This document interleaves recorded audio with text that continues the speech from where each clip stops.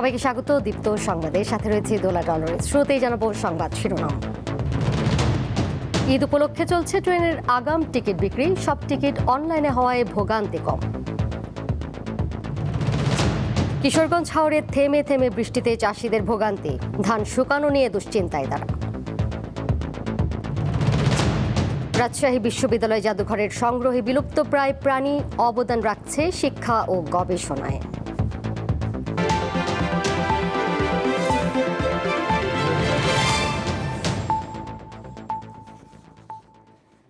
ঈদুল আজহা উপলক্ষে ট্রেনের আসনের অগ্রিম টিকিট বিক্রি চলছে।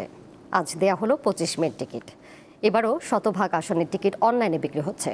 সকাল 8টায় প্রথমে পশ্চিমাঞ্চলে চলাচলকারী ট্রেনগুলোর আসনের টিকিট বিক্রি শুরু হয়, আর দুপুর 2টায় দেওয়া হয় পূর্বাঞ্চলে চলাচলকারী ট্রেনগুলোর আসনের টিকিট। আগামীকাল বিক্রি হবে আন্তনগর ট্রেনের 26 মের টিকিট। রেলওয়ের সিদ্ধান্ত অনুযায়ী একজন যাত্রী সর্বোচ্চ একবার টিকিট কিনতে পারবেন এবং প্রতি ক্ষেত্রে সর্বাধিক 4টি টিকিট ক্রয় করতে পারবেন। যাত্রার দিন মোট আসনের 25% স্ট্যান্ডিং বা দাঁড়িয়ে যাওয়ার টিকিট স্টেশন কাউন্টার থেকে বিক্রি করা হবে।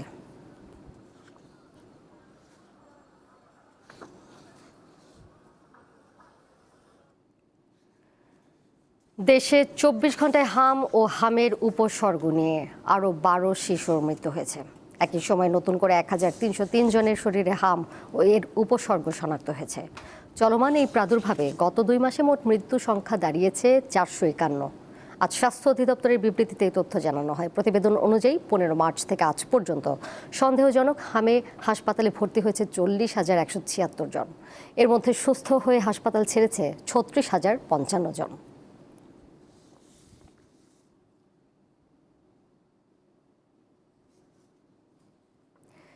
কোরবানির ঈদ উপলক্ষে বাগেরহাটে প্রস্তুত করা হয়েছে 1200 কেজি ওজনের লাল বাদশা। বিশাল আকৃতির গরুটি দেখতে প্রতিদিনই খামারির বাড়িতে আসছেন ক্রেতারা। দাম চাওয়া হচ্ছে 10 লাখ টাকা। সঙ্গে ফ্রি দেওয়া হবে সোহেলি নামের একটি ছাগল। শান্ত স্বভাবের এই গরুর ওজন 1200 কেজি। নাম রাখা হয়েছে লাল বাদশা। গরুটি গোয়াল থেকে বের করতে প্রয়োজন হয় 3 থেকে 4 জন। ব্রাহ্মা জাতের লাল বাদশাকে 4 বছর লালন পালন করছেন খামারি মোশাররফ শেখ। গরুর সাথে বিশেষ আকর্ষণ হিসেবে ক্রেতাকে বিনামূল্যে দেয়া হবে প্রায় 30 কেজি ওজনের একটি ছাগল। গরুটার নাম রাখিছি আমি লাল বাদশা। বড় একটা ছাগল আছে সোহেলি, ওরে ফ্রি দিয়ে দেবো। চা দাম চলে 10 লাখ। তিনি আরও জানান, খৈল ভুসির পাশাপাশি প্রাকৃতিক খাবার দিয়ে বড় করা হয়েছে লাল বাদশাকে। খোল ভুসি দিয়ে 12 কেজি বরাদ্দ খাওয়ানো পড়ে, আর সারাদিন ঘাসের পরে রাত্রে কুটো, এই দিয়ে ওরে প্রাকৃতিক খাবার দিয়ে ওরা করা, লালন পালন করা। বাগেরহাটের সদর উপজেলার বিরুইপাড়া ইউনিয়নের বাগদিয়া গ্রামের বিশাল আকৃতির গরুটি ঘিরে এলাকায় ব্যাপক আগ্রহ তৈরি হয়েছে। আমি এর থেকে বড় গরু বাগেরহাটে দেখি নাই। এই গরুটা দেখার জন্য বাইরে থেকে অনেক মানুষজন আসতেছে। এটা বললে হাটে ওঠানোর আগেই বাড়ি থেকে বিক্রি হয়ে যাবে। এবছর জেলায় 84,967টি গবাদি পশু প্রস্তুত করা হয়েছে। বিপরীতে কোরবানির পশুর চাহিদা রয়েছে 77,889টি। সাদিয়া চৌধুরী, দীপ্ত, বার্তাকক্ষ। এবার থাকছে উদ্দীপ্ত, যা কিছু ভালো ও উদ্দীপনার।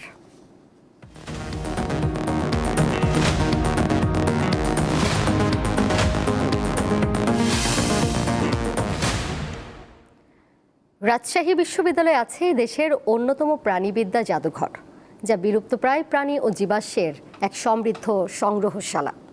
50 বছরেরও বেশি সময় ধরে শিক্ষা ও গবেষণায় গুরুত্বপূর্ণ অবদান রাখছে এই জাদুঘর। আলমারিতে সাজানো সারি সারি হাজারো নমুনা যেন তুলে ধরছে পৃথিবীর প্রাণী বৈচিত্র্যের বিস্ময়কর ইতিহাস। রাজশাহী বিশ্ববিদ্যালয়ের প্রাণীবিদ্যা বিভাগে গড়ে উঠেছে বিলুপ্তপ্রায় প্রাণী ও জীবাশ্মের এই অনন্য সংগ্রহশালা। বিশ্ববিদ্যালয়ের স্যার জগদীশ চন্দ্র বসু একাডেমি ভবনের 2য় তলায় প্রাণীবিদ্যা বিভাগে অবস্থিত জাদুঘরটি। 1972 সালে প্রাণীবিদ্যা বিভাগের শিক্ষক মুস্তাফিজুর রহমানের উদ্যোগে জাদুঘরটি প্রতিষ্ঠিত হয়। তার মৃত্যুর পর এটির নাম রাখা হয় অধ্যাপক মুস্তাফিজুর রহমান মেমোরিয়াল মিউজিয়াম। সংগ্রহশালা জুড়ে রয়েছে প্রায় 1,500 প্রজাতির প্রাণী। যার সংখ্যা ৭,৫০০-এরও বেশি। এখানে দেখা মিলবে দুর্লভ ফসিল, বনরুই, সজারু, উদ্ভিড়াল, বিভিন্ন প্রজাতির সাপ, পাখি ও স্তন্যপায়ী প্রাণীর সংরক্ষিত নমুনা। কোনোটি শুকনো অবস্থায় সংরক্ষিত, আবার কোনোটি ফরমালিনে রাখা হয়েছে। কাচের জার ও বাক্সে সাজানো এসব নমুনা গবেষণার জন্য অত্যন্ত মূল্যবান। ছোট কীটপতঙ্গ থেকে শুরু করে বড় স্তন্যপায়ী প্রাণী, প্রায় সব পর্বের প্রাণীর উপস্থিতি এই জাদুঘরকে করেছে সমৃদ্ধ। শুধু দেশ থেকে নয়, বিদেশ থেকেও সংগ্রহ করা হয়েছে অনেক দুর্লভ নমুনা। প্রাণীগুলো আসলে আমাদের সাথে কিভাবে কানেক্টেড বা কিভাবে আমাদের সাথে আমরা তাদের সাথে ইন্টারঅ্যাক্ট করতে পারি, সেই বিষয়গুলো আমরা এই মিউজিয়ামের মাধ্যমে জানতে পারি। এখানে অনেক প্রাণী বিতর্ক আছে, এগুলো তারা সম্পর্কে গবেষণা করে। আমাদের বড় ভাইরা যারা আছে তারা বাইরে যাওয়ার জন্য গবেষণা করে। আমাদের কারিকুলামে যে সকল প্রাণীগুলো রয়েছে আমরা চাইলেই মিউজিয়ামে এসে সেগুলো সচক্ষে দেখতে পারি, সেগুলো সম্পর্কে গবেষণা করে পড়াশোনা করতে পারি। সংশ্লিষ্টরা জানান, প্রতি বছরই নতুন নতুন সংগ্রহ যুক্ত হচ্ছে। মিউজিয়ামটি শিক্ষা সহায়ক। শিক্ষার্থীরা এখানে হাতে কলমে শিখতে পারছে। আমাদের এই মিউজিয়ামে রেয়ার কিছু ফসিল সংগ্রহ করা আছে এবং সেটা আমরা ডিসপ্লে করি না, কিন্তু আমরা সেটা সংরক্ষণ করে রেখেছি। যখন প্রয়োজন হয় তখন আমাদের সেগুলো ডিসপ্লে করা হয়। এই ফসিলটাও কিন্তু প্রাণী জগতের বা প্রাণী শিক্ষার জন্য অতীব গুরুত্বপূর্ণ জিনিস।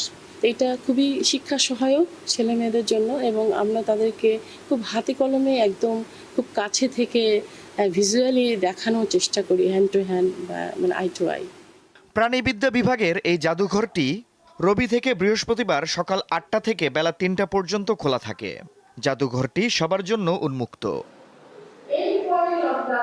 আফরিদ হাসান, দীপ্ত, বার্তাকক্ষ। কিশোরগঞ্জের হাওড়াঞ্চলে টানা বৃষ্টিতে আবারও দুশ্চিন্তায় পড়েছেন কৃষকরা। ধান শুকানো নিয়ে বেকায়দায় পড়েছেন তারা। এ বিষয়ে কিশোরগঞ্জ থেকে বিস্তারিত জানাচ্ছেন সহকর্মী মশিউর রহমান নাদিম। এই চলতি বুড়ো মৌসুমে কিশোরগঞ্জের হাওড়াঞ্চলের কৃষকদের কিন্তু আসলে ভোগান্তির শেষ নেই। কৃষকরা জমি থেকে তাদের এই যে পাকা ধান যেটি অনেক ধান যেটি পানির নিচে তলিয়ে গেছে, সেই ধান খলায় নিয়ে আসতে পারছে না। তার কারণ হচ্ছে বৃষ্টি হওয়ার ফলে যে রাস্তাঘাটে একদম নষ্ট হয়ে যায়, যার দরুন এই নষ্ট হওয়ার রাস্তা দিয়ে যে গাড়ি নিয়ে আসবে সেই ব্যবস্থা কিন্তু তাদের নেই। এখানে আরেকটা বিষয় যে শ্রমিক সংকট কিন্তু রয়ে গেছে। অধিক টাকা দিয়েও কিন্তু আসলে এখানে শ্রমিক পাওয়া যাচ্ছে না। 1 মাসের লেবার পাওয়া যায়, আর বেশি পাওয়া যায় না। যেমন আমি 6টা লেবার নিচ্ছি, 3 × 18 180 মণ ধান। এর মধ্যে আর মেশ শেষ হয়ে গেছে, আগামীকালকে আর মেশ শেষ হয়ে যাবে। করে দেয়া বৃষ্টি আসে, যারা হালকা কিছু শুয়া এটা আবার এই বৃষ্টি ভিজে, একদিনের দাম 3 দিনে 4 দিনে 5 দিনে শুয়ানি লাগে। আবহাওয়া পূর্বাভাসে যেটি বলা হয়েছে যে গত 24 ঘন্টায় 10 মিলিমিটার বৃষ্টিপাত হয়েছে। আগামী 24 ঘন্টায় বজ্রসহ বৃষ্টিপাতের সম্ভাবনা রয়েছে। অপরদিকে যে কৃষি বিভাগ আছে তারা যেটি বলছেন যে এই চলতি বুড়ো মৌসুমে কিশোরগঞ্জ জেলায় 1,68,262 হেক্টর জমিতে বুড়ো আবাদে লক্ষ্যমাত্রা করা হয়েছিল। সেখানে হাওর অঞ্চলে কিন্তু 1,04,800 একর জমিতে বুড়ো আবাদ করা হয়েছে। এখন পর্যন্ত প্রায় 93% জমি কর্তন করা হয়েছে। প্রায় 13,000 হেক্টর জমি কিন্তু পানির নিচে তলিয়ে যায়। এতে প্রায় 60,000 কৃষক ক্ষতির মুখে পড়েছেন। ক্ষতির পরিমাণ 300 কোটি টাকা বলে দাবি করছেন এখানকার কৃষকরা। কিশোরগঞ্জের হাওর অঞ্চল থেকে মশিউর রহমান নাদিম, দীপ্ত সংবাদ। সরকার গঠনের পর আগামীকাল প্রথমবার চাঁদপুর সফরে যাচ্ছেন প্রধানমন্ত্রী তারেক রহমান। সফরের উল্লেখযোগ্য কর্মসূচির মধ্যে রয়েছে খাল পুনঃখনন কার্যক্রম পরিদর্শন, ফ্যামিলি কার্ড বিতরণ এবং দলীয় নেতাকর্মীদের সঙ্গে মতবিনিময় সভা। প্রধানমন্ত্রীর সফর কেন্দ্র করে পুরো জেলায় বিরাজ করছে উৎসবমুখর পরিবেশ। এর মধ্যে জেলা প্রশাসন, আইনশৃঙ্খলা বাহিনী এবং সংশ্লিষ্ট বিভিন্ন দপ্তরের পক্ষ থেকে নেওয়া হয়েছে প্রস্তুতি। বিএনপি ও সহযোগী সংগঠনের নেতাকর্মীদের মাঝেও বিরাজ করছে উচ্ছ্বাস। দলীয় নেতাকর্মীরা বিভিন্ন সড়ক ও গুরুত্বপূর্ণ স্থানে টাঙিয়েছেন ব্যানার, ফেস্টুন ও বিলবোর্ড।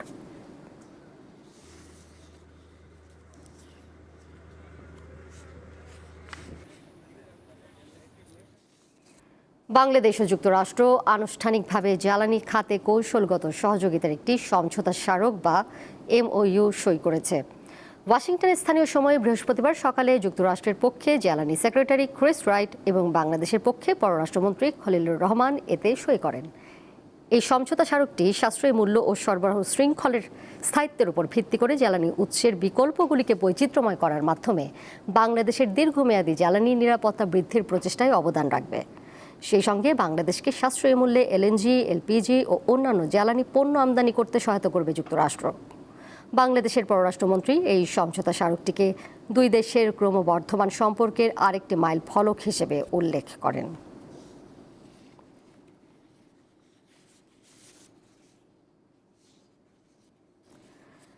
বৃষ্টি আর আসন্ন ঈদুল আজহার প্রভাব পড়তে শুরু করেছে রাজধানীর বাজারে। বেড়েছে সবজি, পেঁয়াজ, আদা, রসুন ও কাঁচা মরিচের দাম। মাছের বাজারেও স্বস্তি নেই ক্রেতাদের।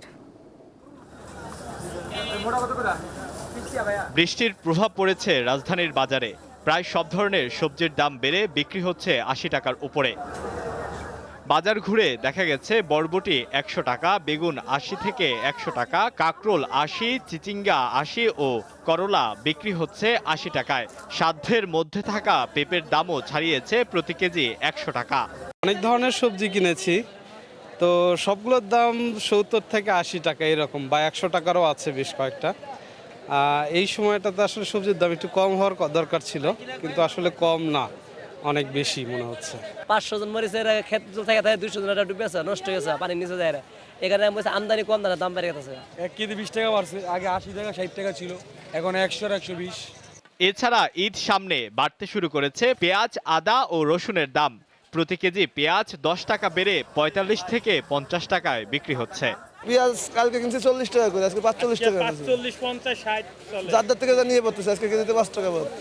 আজকে একটু দাম বেশি, মানে বাজারে সবটা জিনিসের, পেঁয়াজ, রসুন, আদা সবকিছুর একটু দাম বেশি। পেঁয়াজের দাম ৫০ টাকা, রসুন ১০০ টাকা, আদা এখন একটু দাম বাড়ছে। আগে বেচতাম ১৮০ টাকা কেরালাটা, আর দেশিরা ২০০ টাকা বেচতাম, এখন ২০০ টাকায় বেশি। চাষের মাছও রয়েছে সাধারণ মানুষের নাগালের বাইরে। গত ১-১.৫ মাসে একটু বেশিই যাচ্ছে বাজার, একটু মাছের বাজার একটু চড়া মনে হচ্ছে। অন্য কোনো মাছ কিন্তু সব মাছই, তেলাপিয়া ২২০ টাকা করে। এই যে আপনার রবিবারে বাজার করেছি ১৮০ টাকা করে। পাঙ্গাস আগে ছিল ১৮০ থেকে ২০০ করে, এখন বিক্রি করছে ২২০ করে। কোনো দামাদামি হবে না। এটা ১৫,০০০ টাকা আইতো, এটা আমার লাগে ওখানে ২০,০০০ টাকার উপরে খরচই আছে। এরপরে ধরেন বর্তমানে সিজন নাই, এটা বর্ষাকালের সিজন, মাছটা সারে ওখানে বর্ষাকাল হবে আইতে আছে, মাছও শেষ হয়ে যাইতে আছে। সব ধরনের মশলার দাম রয়েছে ঊর্ধ্বমুখী, তবে এ নিয়ে ক্রেতা ও বিক্রেতাদের মধ্যে রয়েছে ভিন্ন মত। দাম তো আগের থেকে প্রতি কেজিতে ২০-৫০ টাকা করে বেশি। বিশেষ করে কোরবানিতে মশলার চাহিদা বেশি থাকে, এলাচি, দারচিনি, লং, গোলমরিচ এগুলোর চাহিদা বেশি, তো দামটা স্থিতিশীল আছে। যে মশলা আপনার খালি এলাচির দামটাই বেশি। সয়াবিন তেলের সরবরাহ কম থাকার কথা জানিয়েছে সংশ্লিষ্টরা। আলোয়ান খান, দীপ্ত সংবাদ, ঢাকা। এবার কেওয়া স্টিল চট্টগ্রাম সংবাদ।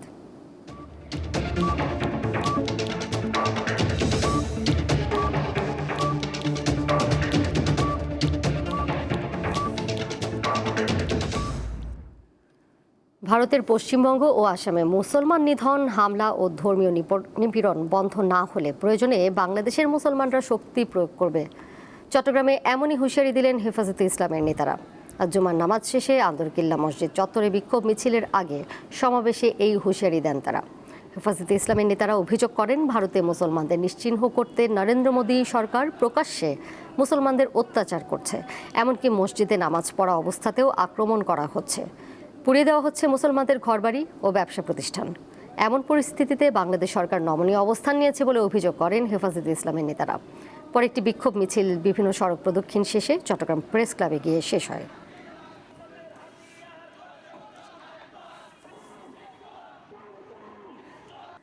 পূর্ণাঙ্গ উৎসব ভাতা ও মাদ্রাসা সহ সকল শিক্ষা ব্যবস্থা জাতীয়করণের দাবি জানিয়েছে বাংলাদেশ মাদ্রাসা জেনারেল টিচার্স অ্যাসোসিয়েশনের নেতারা। এ লক্ষ্যে আসন্ন বাজেটে শিক্ষা খাতে জাতীয় বাজেটের শতকরা ২০% বরাদ্দের দাবিও জানান তারা। শুক্রবার সকালে জাতীয় প্রেস ক্লাবে সংবাদ সম্মেলনে এই দাবি জানানো হয়। সংগঠনের মহাসচিব ফিরোজ আলমের সঞ্চালনায় সংবাদ সম্মেলনে লিখিত বক্তব্য পাঠ করেন বাংলাদেশ মাদ্রাসা জেনারেল টিচার্স অ্যাসোসিয়েশনের প্রতিষ্ঠাতা সভাপতি মোহাম্মদ হারুনুর রশিদ। এই সময় তিনি নবম পে স্কেল প্রদান সহ 9 দফা দাবি তুলে ধরেন।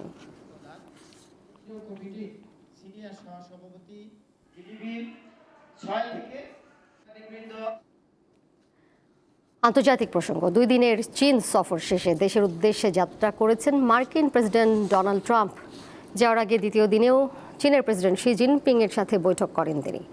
চীনের রাষ্ট্রীয় গণমাধ্যম সিনহুয়ার খবরে বলা হয়েছে, সফরকে খুবই সফল ও চিরস্মরণীয় হিসেবে বর্ণনা করেছেন ট্রাম্প। অন্যদিকে শি জিনপিং এই সফরকে ঐতিহাসিক মাইল ফলক হিসেবে উল্লেখ করেছেন।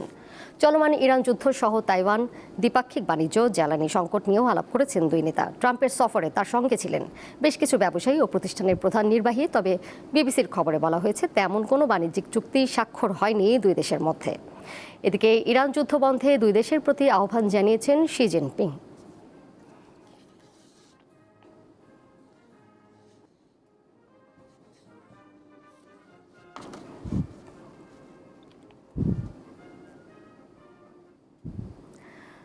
এবারে চলে যাচ্ছি খেলার খবরে। দর্শক, এই মুহূর্তে রাজধানীর গুলশান ইউথ ক্লাবে প্যারা স্পোর্টস কার্নিভালের উদ্বোধনী অনুষ্ঠানে বক্তব্য রাখছেন যুব ও ক্রীড়া প্রতিমন্ত্রী আমিনুল হক। আমরা সরাসরি চলে যাচ্ছি সেখানে।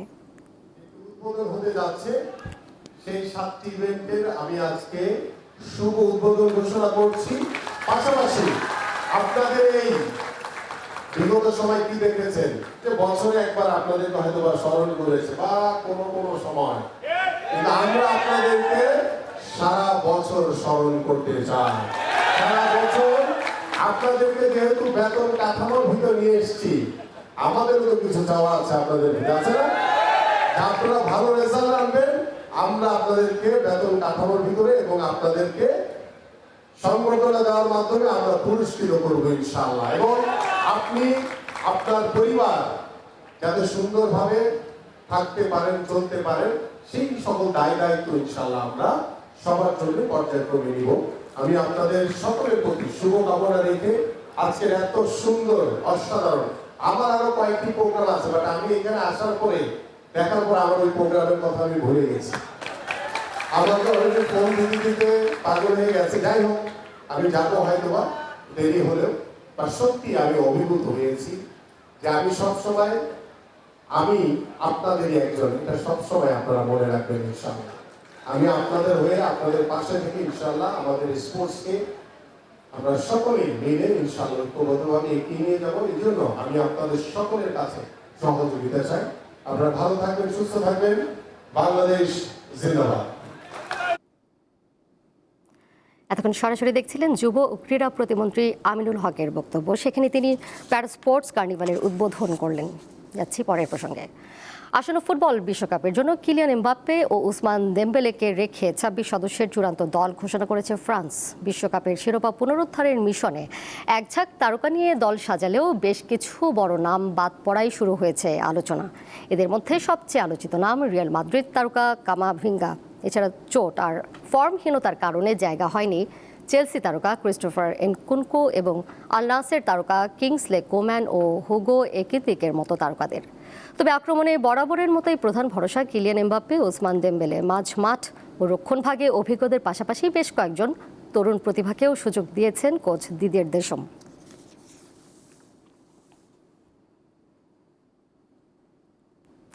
এর সাথে শেষ করব দীপ্ত সংবাদ। যাবার আগে শিরোনামগুলো জানিয়ে দেব আরও একবার।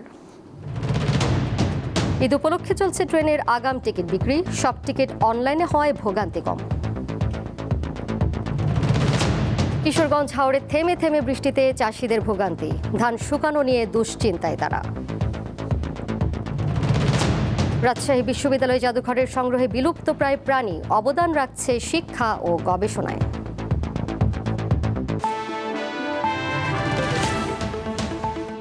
এই ছিল এখনকার মতো। পরের সংবাদ দেখবেন সন্ধ্যা 6:40। এছাড়াও আরও তথ্য এবং বিনোদনের নানা খবর জানতে যুক্ত থাকুন দীপ্ত ডিজিটাল প্ল্যাটফর্মে। সবাইকে ধন্যবাদ।